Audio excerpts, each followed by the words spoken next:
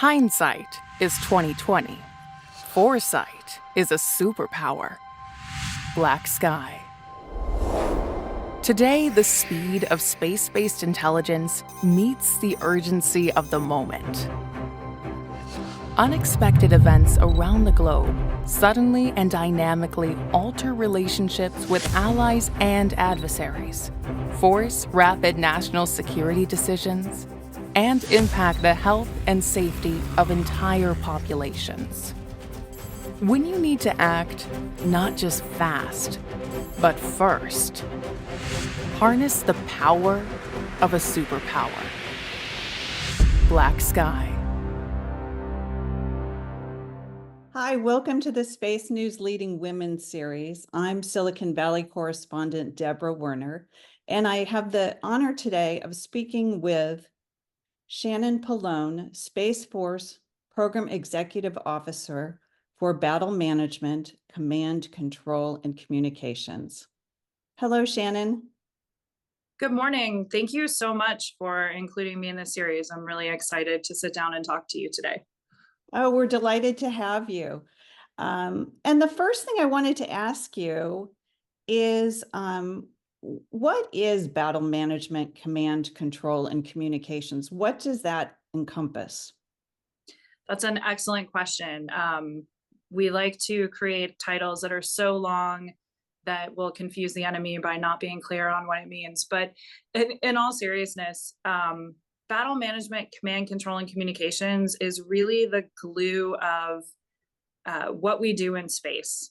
So I work really closely with the other PEOs. Most of the programs we talk about in space, you can generally speak about in terms of, hey, this is the mission, this is exactly what this looks like, and I'm fairly self-contained. I mean, to say that we're self-contained in space is always a misnomer. There's always users on the other end that go above and beyond what we're doing. But this mission area, more than anything else, is if I look at what we typically talk of as the OODA loop, so observe, orient, decide, and act, I'm really the O and the D in the middle of the OODA loop. So somebody else is going to make observations, for example, space domain awareness sensors. That is then going to come into the BMC3 system via the third C, so communication. So I have a data transport piece. We're going to do sense making. So I have a lot of software programs in this portfolio that are helping with the orient and decide piece of the OODA loop. So what did that data mean? How do I fuse it all together? And then how do I provide decision quality data to decision makers so that they can then make decisions about how to act? I also have that third C comes into play again there in terms of how do I act? I have the satellite control networks in my portfolio. So how am I getting the actual message out to the space assets to say, this is what I need you to do? So it's this really interesting kind of integrated centerpiece of space, and that I don't have the easy to describe, I'm doing a satellite communications mission, I'm doing position navigation and timing, I'm doing missile warning. But I'm going to interact with all of those things. I need to know what's going on in the domain, help decision makers with that. And especially as we talk about things like competitive endurance and trying to make sure that there is not operational surprise in that domain, it's really taking that data, fusing it together, and then telling a decision maker, hey, this is what we're seeing. These are some considerations you should take into account so that you can then make decisions on how to act. So it's not that slick, hey, the machines just decided everything, right? We're not building Skynet.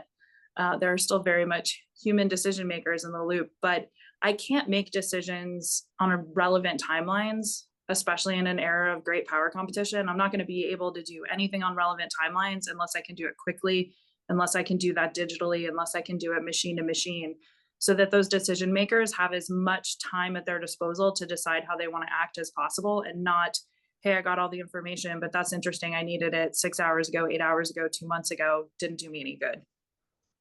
Yes, I imagine the relevant timelines keep shrinking. Yes. That is the joy and the challenge of technology. Yeah. So what are your top priorities in this area? It's a great question. I really like to focus in three major areas. So the first being people.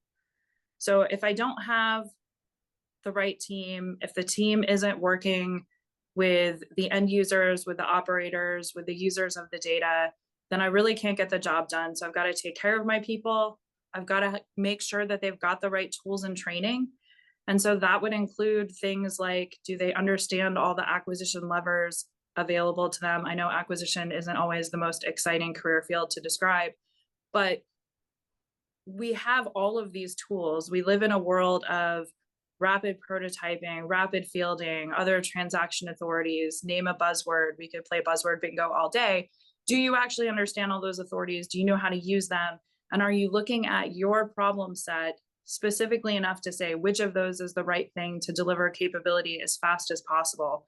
Are you looking at how to break the problem down into small enough pieces that it's manageable and not, I've built this behemoth program that's never going to deliver?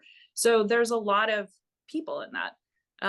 The second piece is really integration. When I start breaking the problem down into the smaller pieces, I still have to stitch all that back together. I have systems that are, let's be honest, 50 years old, older than I am, that have to integrate into this enterprise. And I've got to be just as cognizant of those as I do of things that are built this year using a very different technology set. How am I bringing all that together? So integration becomes the hardest thing that we do. If I look at any program in the portfolio, the hard part is not building something. The hard part is integrating it into the enterprise. That is where we find all the challenges. That is where things slow down. That is where we have to be more deliberate. And that's really the hardest thing that we do. And then finally, building a culture of delivery. How do I get to rapid and incremental delivery so that I'm always providing something of value to the warfighter on regular cadences?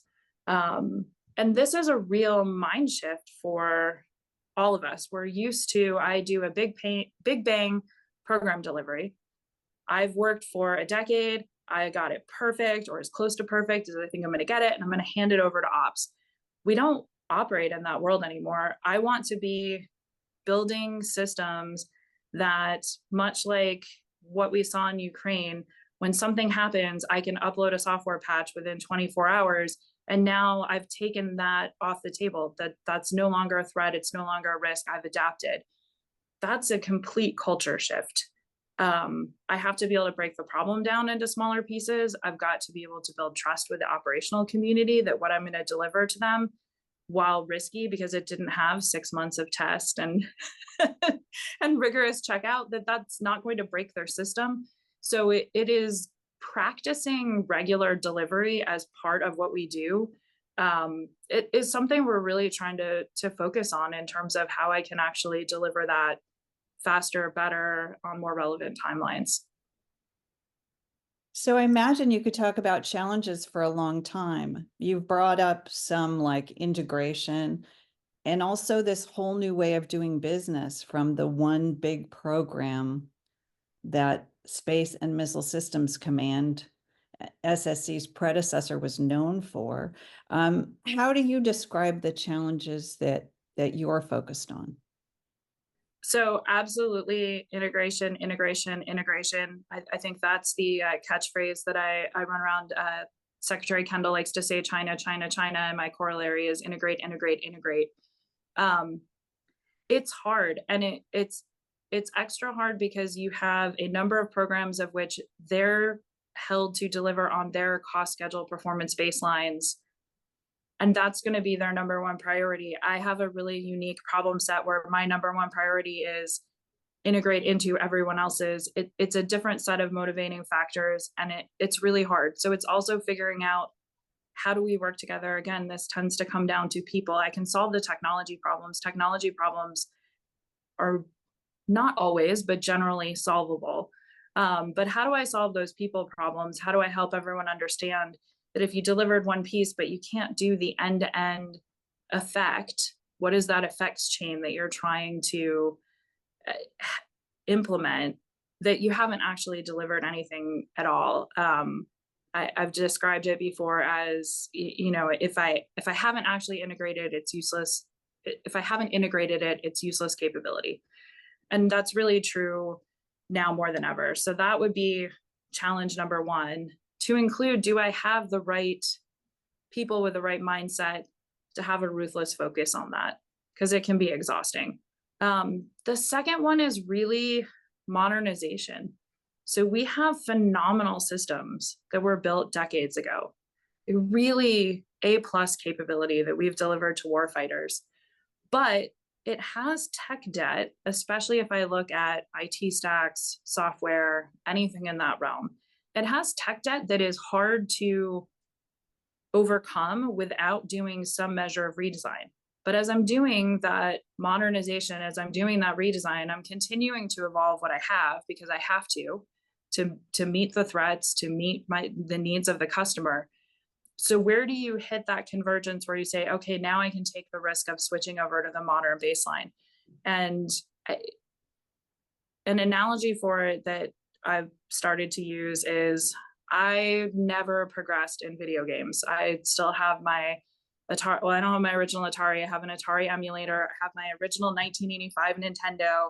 I'm really good at those games. Like if you want to play a game of Contra, I don't even need the cheat codes. I could beat it in 30 minutes. I'm A+. But if I show up to a Call of Duty tournament and none of those systems play that game, I'm going to get absolutely destroyed, because I don't have the right tools for the environment that I'm going into. And when I look at that balance between modernization and legacy systems and how I make that leap, it's finding a way to help understand where you've now gone into the Call of Duty tournament with your Nintendo. It's not the right tool. You're not even playing the same game. It's not what you need, but you're very comfortable at it and you're very good at it. And you can get more out of that system than anyone else. So finding the ways to get operators comfortable with new technology coming in that doesn't look like old technology, and helping to build the confidence that they're going to be able to do even bigger and better things, and more importantly, the right things for what they're trying to do. But that's, again, a mindset change that is really difficult to overcome. It's hard to let go of the things you're comfortable with. Like in my example, and being completely honest, I have not managed to learn Xbox or PlayStation, right? I never got comfortable with those. I'm very empathetic to the problem. But it is really a huge challenge in terms of delivering new capability. It sounds like it. What impact does the growing commercial space sector have on battle management, command control, and communications? I don't know that I would use the word impact. I think it really provides opportunity. So if I go back to the people and how we're trying to think about things differently and understand all the tools, one of the things that I've talked to my teams about is, look at the commercial space strategy and then take an approach for anything that we are building, where instead of saying, I've got a system and I'm going to augment that with commercial, and that's going to provide augmented capabilities, flip the script. Tell me what your commercial core is going to be, and then tell me what requirements you're not going to meet with commercial and how you're going to augment that with government. So if I look at exploit by build, it's really embracing that build last and not build only what I must. And therefore I've convinced myself that I have to build everything because my requirements are so unique that the commercial market isn't going to provide them. But what could the commercial market provide first? If I'm trying to do satellite contacts and satellite operations, there's a robust commercial market out there that's doing satellite contacts and satellite operations. How do I make that the core of the business? And then also, how do I recognize I have requirements to do that for government systems that the commercial market isn't meeting because the commercial market doesn't have a need to? How do I develop either additional assets? How do I bolt on that government purpose to the commercial instead of bolting on the commercial to the government purpose? And I think that's a really powerful way to leverage what commercial brings to bear, while also recognizing that if commercial could meet 100% of our requirements, we wouldn't necessarily even need a procurement arm of the DoD to go do these things. But how do we work in concert together? And then if I take that idea and I apply it to, say, the software realm, how am I leveraging things like the SDA TAP Lab in Colorado Springs and saying, okay, I have a software pipeline that I'm building space domain awareness systems on? How do I take my pipeline that's doing all my checks to say, this is cyber secure, this is going to work on my platform, this will operate in my environment, and I can maintain my authority to operate, I'm going to have a working system, and say to commercial, if you have something great, come into this lab, show me that you can actually bring it through my pipeline and bring it into production. If you can't bring it all the way into production, let's at least evaluate what the deltas are, how hard that is. Is that 3 years worth of work, 3 weeks worth of work, 3 months worth of work? And then start to say, okay, you have something valuable that I haven't built yet. Here's the delta to bring it into my system. Now I could just license that. I might go out and say, I'd like to modify it and bring it into the system of record, but now I can actually try things out.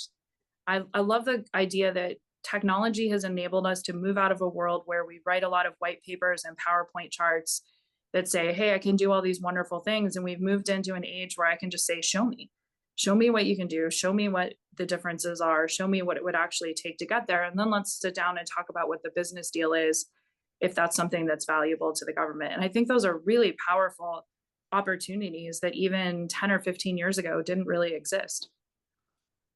So does that get into the digital element? The Space Force calls itself the first digital service. What does that mean for battle management, command control, and communications? Yeah, that absolutely fits in. If I look at what we need to do digitally, it's all about access to data, how I move the data from point A to point B, how I do sense making out of that data, and then how I deliver it to decision makers. And all of that is digital. So when we say we're a digital service, it's really data will drive everything that we do as a service, and our ability to make sense of that data and act on that data will drive everything that we do as a service, more so than anything else. And so it's building that culture of I'm comfortable in that native environment. I'm comfortable with modern technology. I'm comfortable with designing that in from the start, because if we go back to where we started earlier in the conversation about the increasingly shrinking timelines, that's the only way I can actually accomplish it. If I'm not pushing on the edge of AI ML, I'm not pushing on the edge of transport has just blown wide open in the last couple of years in terms of what the capabilities are versus very closed, long to build networks. If I'm not taking advantage of access to all of that, and I'm not taking advantage of all these tools to make sense of it, I've really missed the mark on where we're trying to go in space, and I've missed a great opportunity. And again, that's all where we live in this portfolio. It's a really fun portfolio to get to spend time in, because you get to dabble in a lot of different things, you get to touch a lot of different missions, and you get to really look at how can I use technology to accelerate results. So I want to turn to your background, which is not what I would expect for someone in your role. You studied geology and Russian at Duke and earned a master's in international environmental policy in Southeast Asia. What were your career aspirations at that time? It's such a great question. I took a very meandering path to where I am. I absolutely swear by it. If you ever want a book that I would highly recommend, it would be Range by David Epstein, mostly because it validated my life experiences, which is you don't have to specialize to add value to a problem. But my heart was always in space. So since I was 5, I wanted to be an astronaut. I wanted to work for the space program. I wanted to be an astronomer. I went to college. I started out as a physics major. I minored in Russian because I thought with all the collaboration in the 90s that NASA was doing with the Russians, that this was going to be my value proposition to NASA of you should definitely hire me. I'm amazing. I can do great things for you. And it turns out I didn't love physics. I'm an experiential learner, and there was something about geology that you could actually physically put your hands on and see and experience that really resonated for me in terms of sciences. I figured NASA still needs people to study moon rocks, Mars rocks. I actually got to see the lunar rock collection and the meteorite collection from NASA through one of my classes, which was one of the highlights of my undergrad experience. And then I graduated and realized you can't really do much of anything with a bachelor's degree in this field. NASA was like, yeah, that's interesting. I don't know what you're going to bring to the table that these PhDs that work here aren't doing a million times better. And that's fair. And I wandered off into another passion of mine, which is theater and the arts, by moving out to Los Angeles and trying my hand at film and television development. Was really tapping into the side of me that enjoyed storytelling, that enjoyed getting the next generation excited about things. If I go back to 5-year-old me, I wasn't 5 when this movie came out, I was older, but when Space Camp came out and it kind of taught you to dream and aspire to something bigger. We talk about like maybe your purpose on this planet isn't on this planet. Like that was that movie for me. That was absolutely what tapped into it. And so I wanted to take that passion and give that to a new generation of children to say, these are the things you should aspire to and the things that you should do. And then I realized, I was going to spend probably a decade making talking dog movies and other things that I wasn't excited about until I created enough of a cachet to be able to make the movies that I was excited about. And I ended up walking away from that as well. But I had a really great opportunity in my 20s to experiment with things that I was passionate about at a time in my life where I wasn't worried. I mean, I was worried about money. It was how can I pay the rent and buy enough ramen noodles to survive? But that wasn't the primary driver. It was, let me see what I'm actually capable of. Let me see what I'm passionate about. When I left the film industry, I thought, okay, well, still NASA is never going to hire me to work in space. And so I should take my geology background, and I'd done some environmental consulting right out of school. Really excited about things like coral reefs and the environment. And if I, picked a job posting out of the blue that sounded amazing, it was go work for a big nonprofit in Indonesia on coral reefs. What kind of degree would I need to get that job? Which was how I picked my graduate degree. And that was an amazing experience. But part of that was learning about broader options to include a government program called the Presidential Management Fellows Program, which I ended up applying to in grad school and being selected for. And that basically gets you access to a government-wide job fair, of which I thought I was going to take a job with USAID and their climate change office. I was really excited about that when I thought that was where I was going. And then the Space and Missile Systems Center called and said, hey, or you're already living in Southern California. How would you like to stay in Southern California and work in space?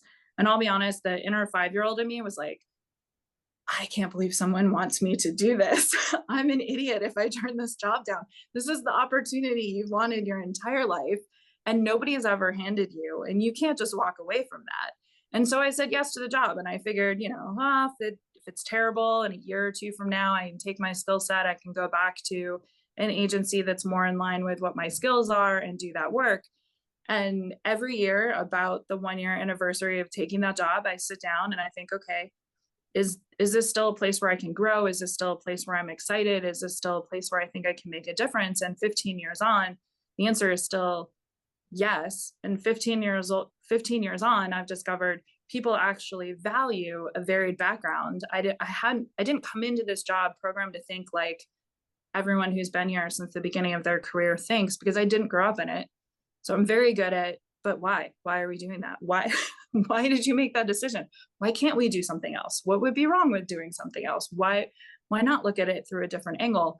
And I think that's actually served me really well. And it's been really encouraging to me that I've been surrounded by leadership that valued that and continue to encourage that and continue to give me opportunities to really grow and see what I can do. And so it's a very weird path. And yet I almost ended up where I originally wanted to be at the very start, but it was a meandering road to get here. And I don't regret that at all, because I left with skill sets in terms of how to communicate differently, how to tell a story, how to look at problems differently that I wouldn't have gained if I hadn't worked in those other careers. So what advice do you offer for people who are thinking about space-related careers? I always offer, don't get hung up on, hey, I don't have the right background for this. Think about if you have strong analytical skills, if you are not scared by technology, if you are not frightened off by pushing yourself outside your comfort zone, there's absolutely a place for you, and I can grow you to be very successful at that. Over the years, I've gotten to be very involved in hiring of some of our interns through the various intern programs, and all of the best interns are not people who, when you read their resume, you would think, when you read my resume, you would think I would never hire her for this job. And I look for that same quality of, do you have that thirst for knowledge and learning and making hard decisions and being able to really dig in? And if you have that, you can overcome the rest of it. So don't be deterred. I look at how much we tend to deter ourselves. I go back to that, hey, I thought I had a good plan. And then the first time I hit no's and adversity, I walked away because I convinced myself I couldn't do it. It took one person saying, hey, I'm going to take a chance on you, to really open my eyes to, I can do it. I just wasn't looking at it the right way, going after the right opportunities. Don't let that deter you. I think so often, women in STEM in particular, we talk ourselves out of things. We convince ourselves that we're not good enough, we're not going to be able to make it, we won't be valued. And I look at it and say, okay, I think my path is living proof that that's not true. If you're competent, if you're motivated, and you're willing to learn, the willing to learn is the biggest piece. But if you're willing to learn, there's absolutely opportunity out there, and don't give up on that dream.